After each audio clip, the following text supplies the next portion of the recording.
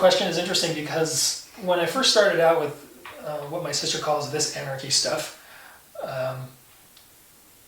it was a while ago. It was back in the early 80s. And I never thought that, after I moved back to the Bay Area from college, I never thought that I'd be in a room of, I don't know, 50 anarchists at the same time, certainly without, most of them coming to blows.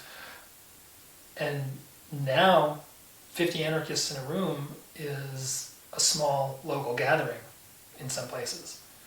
And the bastard conferences that I helped to start and organize for the first 9 or 10 years, we would have routinely 250 to 400 people coming in and out during the day.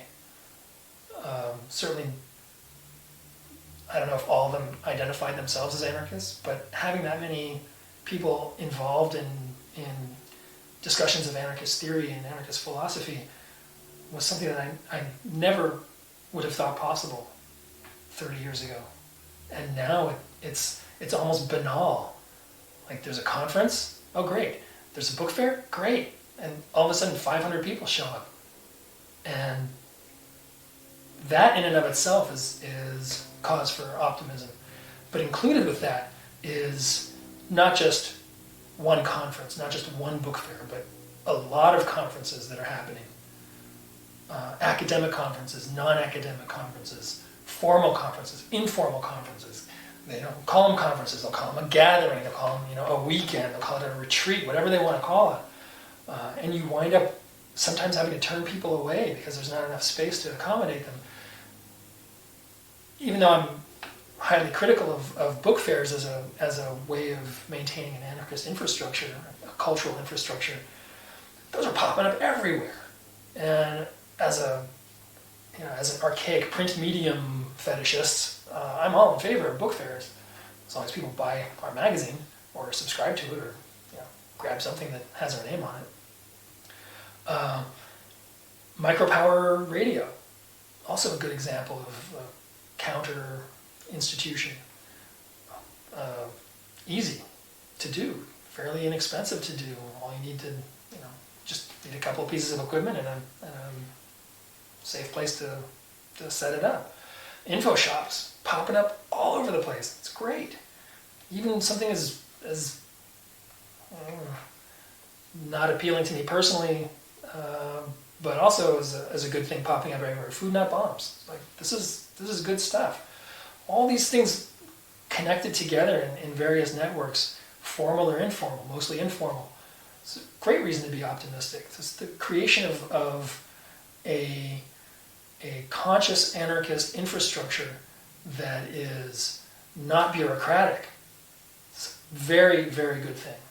And I hope to see more of those similar projects and new ones that I can't conceive of that will be, maybe banal in the next 20 years. Someone who couldn't even imagine an anarchist life without them. That'll be invented soon.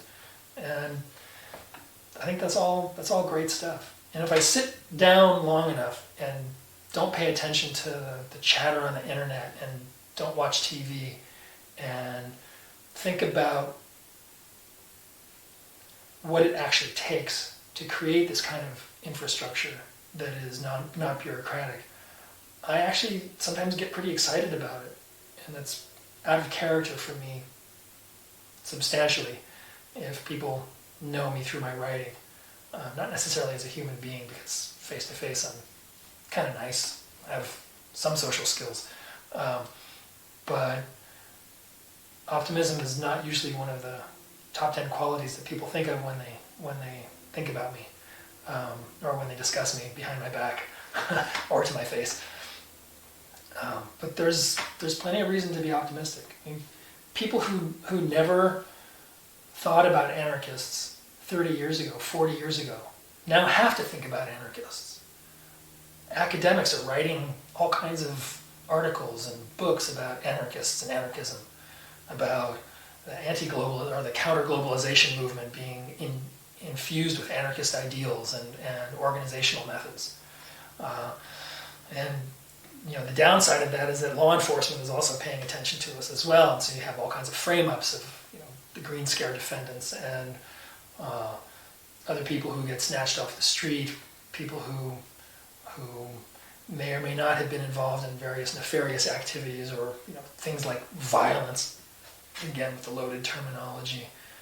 But just because the cops are paying attention doesn't mean we're actually a threat. So I don't actually think that anarchists are by themselves are a threat to the established order, are a threat to the smooth and continual operation of capitalism and statecraft.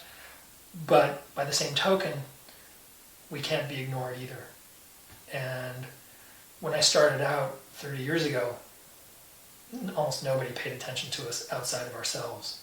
And now we're on everybody's radar, and that's kind of cool. Has plenty of drawbacks, but makes me happy.